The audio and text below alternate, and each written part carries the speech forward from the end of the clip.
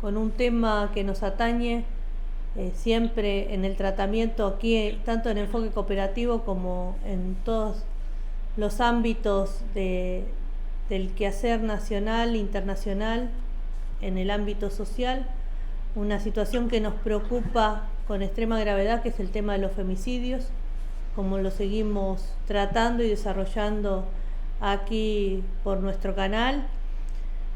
Lamentablemente, siempre evidenciamos que en nuestro país, en la Argentina, son ya más de 130 víctimas de femicidio en lo que va de este 2023. Números más, números menos, denuncias y invisibilización de estos temas también. Pero no es un problema que ataña solamente a nuestro país. Hay una situación realmente grave en todo el mundo y Latinoamérica no es ajena a eso. Siempre decimos y explicamos que el tema de la violencia hacia las mujeres y las diversidades sexuales se han adueñado dentro de las formas de violencia más, ya no sutiles, sino explícitas y desarrolladas en todas las sociedades y clases sociales. Y producto de eso, bueno, vamos a conocer la historia de Mariela Vaca Briones. Estamos en comunicación con su mamá, del hermano país de Perú, que también está atravesando una situación muy grave en cuanto a la institucionalidad, ¿no? y a la situación político-social. Y esto ha repercutido también en los distintos casos, digamos las causas, el tema judicial también. Pero bueno, para que nos cuente un poco su historia, estamos con la mamá de Mariela. Primero saludarte, agradecerte el tiempo, nuevamente tomar este tema para visibilizarlo y saber que nos puede tocar a cualquiera y que nadie está ajeno a estas formas de violencia que son acalladas en nuestras sociedades y que producto de mucha movilización también por parte de distintos movimientos se evidencia, pero los familiares principalmente son quienes más afectados están. Mariela también integra la Plataforma Internacional contra los Femicidios y Desapariciones. Y bueno, queremos conocer el caso de tu hija. Muy buenas tardes. Agradecer primeramente a Canal Cable Corporativo de Argentina por el apoyo y la ayuda que me da para poder visibilizar el caso de mi hija Mariela Vaca Briones. Soy peruana, mi hija la mataron, ¿no? Por feminicidio, un 30 de enero del 2021. Su pareja venía detrás de ella, impactó el auto donde venía mi hija y hizo que perdieran el control y ahí te causó la muerte a mi hija, ¿no? Ya son 2 años y 4 meses que aún estamos sin justicia. Esto se debe a la burla, a la impunidad, a la corrupción de las autoridades que deberían velar por nuestros derechos. El fiscal, quien hizo el levantamiento del cuerpo de mi hija, él supo desde un comienzo que mi hija había llamado a pedir auxilio, que su pareja venía detrás de ella con revólver. Claro que ella no dijo que le había impactado porque cuando ella pierde la comunicación, según el peritaje, fue el momento de que ella perdieron el control del auto. Nosotros nos enteramos ya de cómo habían sucedido los hechos por el testigo que venía en el auto con ella y por el amigo, el chofer también que venía conduciendo dicho auto, ¿no? Mi hija venía con 2 amigos. Ellos nos llamaron a pedir auxilio. Cuando mi esposo fue, el fiscal, teniendo ya en el acta que pudo haber sido un presunto feminicidio, no hizo nada para las investigaciones preliminares. Él no quiso hallar la fragancia de aquel momento, a pesar de que mi esposo le exigía que vaya y detenga al presunto feminicida porque vivía a 1 kilómetro del lugar de los hechos. A pesar que lo encontraron en el lugar del asesinato y él se retiró o se fugó del lugar lentamente y fue visto por oficiales, pero tampoco no hizo caso el fiscal, ¿no? Y la policía se prestó para no ayudarnos a poder denunciar, porque ellos decían que era un accidente. Lo que ellos querían era que el caso de mi hija no sea investigado como feminicidio más, sino como un accidente. Y ahorita, después de 2 años, 4 meses, recién nos notifican la acusación contra este presunto feminicida, la cual yo no estoy conforme porque en esta acusación lo acusan de feminicidio, pero con alternativamente homicidio culposo, así como lesiones graves, fuertes evidencias como contradicciones y sospechosas comunicaciones telefónicas. Pero también hacen otra acusación que le hacen al señor Carlos Mora, el conductor del auto. A él lo acusan y piden cárcel de 5 años por el delito de homicidio culposo, omisión de socorro y fuga del lugar del accidente. ¿No? Esto fue un feminicidio. Pacheco provocó la muerte de mi hija. Entonces yo a mí, esta acusación me da de pensar que a él lo quieren favorecer. Claro, Porque si a él lo acusan como delito culposo, la pena sería mucho menor. te, ¿No? Él también en el 2013, este presunto feminicida, mató a 4 personas en estado de ebriedad. Y así también lo acusaron como un delito culposo, ¿no? Un homicidio culposo donde solo hizo 1 año de cárcel, ¿no? te interrumpo en este sentido, ¿no? En el contexto también en que se da la persecución, porque la estaba persiguiendo a Mariela. Así Eso es lo que es. ustedes después conocieron, por eso también, además del contexto de violencia que ella estaba si, sintiendo, no, viviendo, Sí, bien. o sea, ¿ustedes Claro, cómo se él enteraron de que realmente esta persona, el principal eh, sospechoso, ¿no? sospechoso, sí, iba a decir presunto, pero en realidad sospechoso, pero que ustedes tienen fehacientemente testimonios de personas que convalidan toda esa situación de violencia que ella estaba atravesando? Así es, claro. Mi hija llama 11 y 17. Me llamaba, pero la llamada la recibe mi hijo, Sofi, donde mi hija estaba que lloraba y pedía gritos que le pase conmigo, porque Rodrigo se había alocado y venía detrás de ella con revólver. Cuando ya mi hijo quería contestarle, se cortó la llamada. Entonces, cuando mi hijo me comunica eso, nosotros sabíamos con qué personas estaba en ese lugar, porque temprano nosotros la habíamos visto, ¿no? Entonces, el número que teníamos a la mano era de una amiga de mi hija, de acá de la casa, la llamamos y ella dijo que se había retirado temprano. Estábamos llamando a otra amiguita de mi hija y no nos contestaba. Y yo tengo, cuando mi hija pequeña le llama y le dice, porque mi hija sí tenía el contacto, ¿no? Le dice, Anaí, por favor, contesta, mi mamá te está llamando. Cuando ella me contesta a estas 2 personas, amigas de mi hija, yo les comenté que mi hija había llamado llorando, pidiendo ayuda y que se había vuelto a pelear con su pareja, ¿no? Pero ninguna de las dos estaban ya ahí. Entonces ellas me dijeron que, yo le digo, trata de comunicarte con ella, ¿no? Entonces, al ver que no llamaba a mi hija, nosotros hemos mandado un mensaje al celular, hija, por favor, contéstame, Maricar, por favor, contéstame. Y comencé a llamar directamente al celular de mi hija, ¿no? Y me contesta el testigo Jonathan Cruz, el que venía en el carro con mi hija.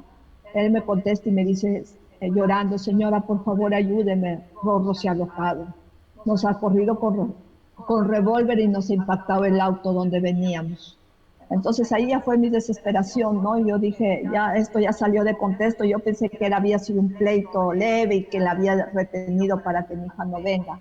Ahí nada más me entra la llamada de otra amiga de mi hija y me dice, señora, vaya a tal lugar, Maricar sufrió un accidente.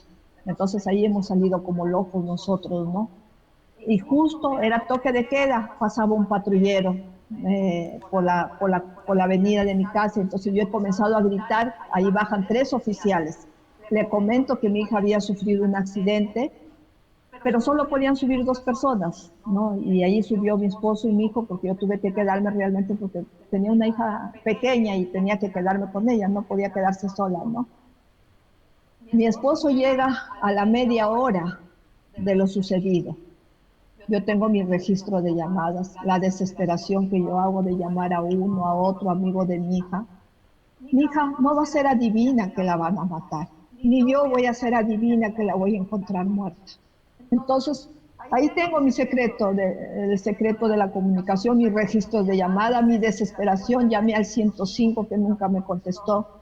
Cuando mi hija llama 11:17, mi esposo llega al lugar de los hechos 12:05 más o menos.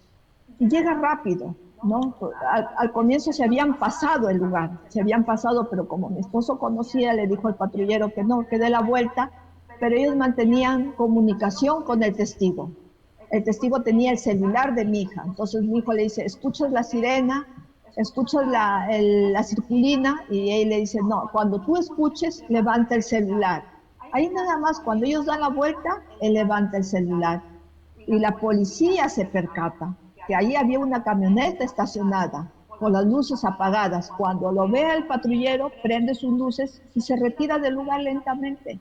Se retira a dirección de su casa. Entonces mi esposo reconoce la camioneta. Es una camioneta de lujo, es una camioneta grande, de llantas areneras, tiene un mataperro enorme. Entonces mi esposo dice, ahí está Rorro, que nos ayude a buscar, ¿no? A maricar, porque mi esposo no sabía lo que había sucedido.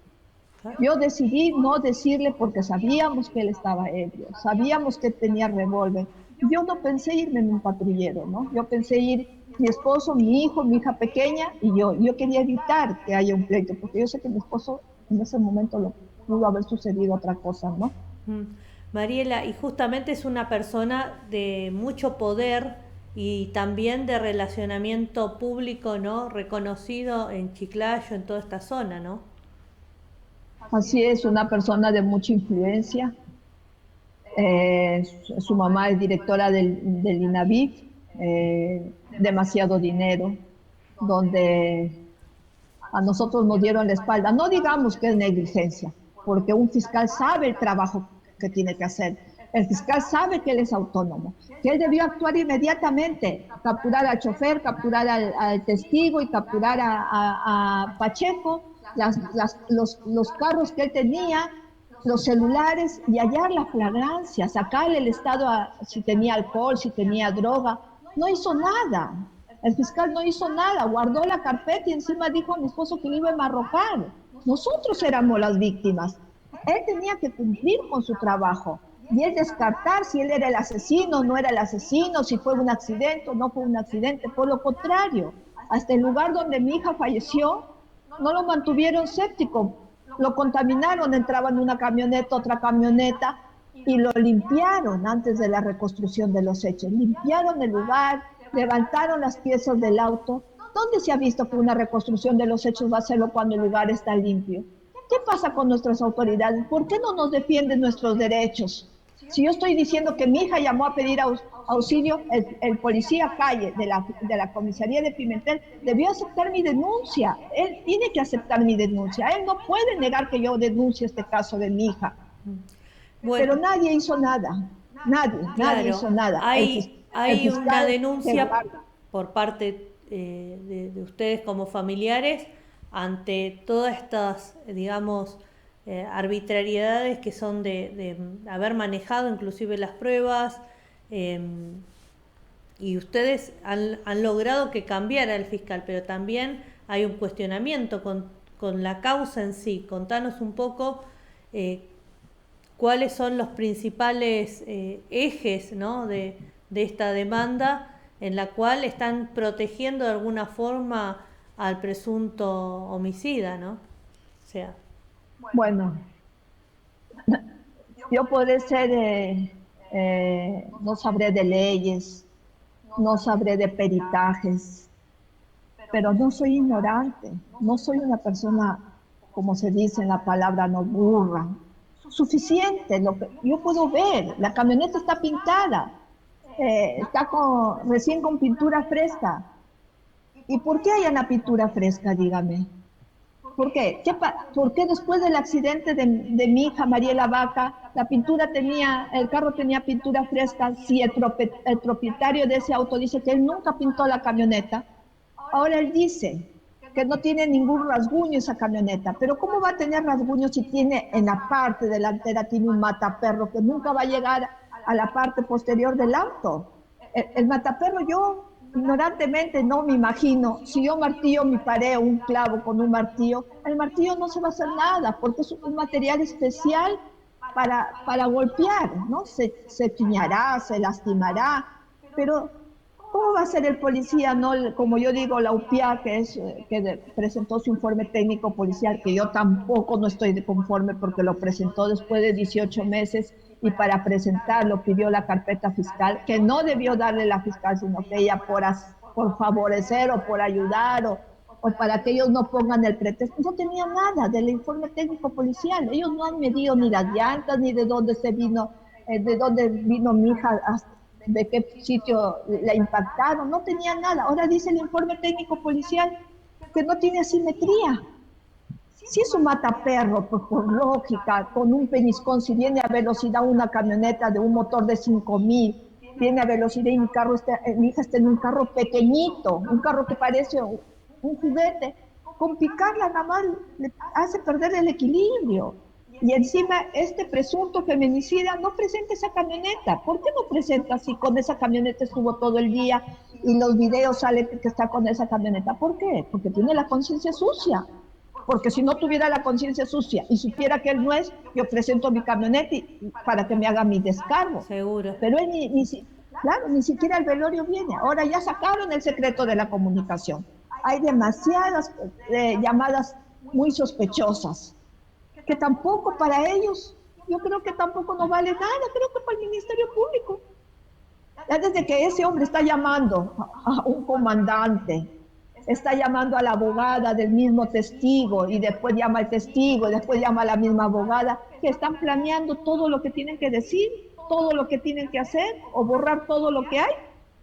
Aquí en mi país, como yo sé que en todos los países hay corrupción, aquí lamentablemente estas autoridades se burlaron de la muerte de mi hija, sacaron provecho, porque la muerte de mi hija fue una mina de oro.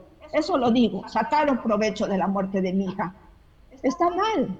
Acá la justicia, como digo, tiene que ser equitativa.